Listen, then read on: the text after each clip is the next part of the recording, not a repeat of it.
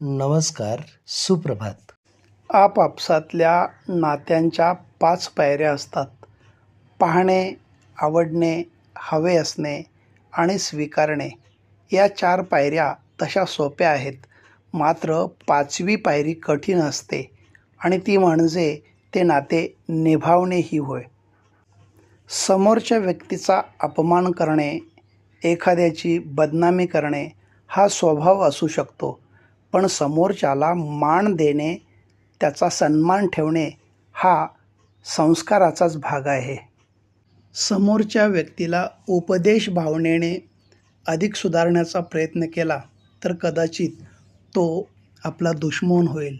मात्र समजुतीच्या सुरात जर त्याच्याशी सख्य साधले तर मैत्रभाव वाढेल. जग काय म्हणेल याची चिंता करू नका. कारण लोक विचित्र असतात.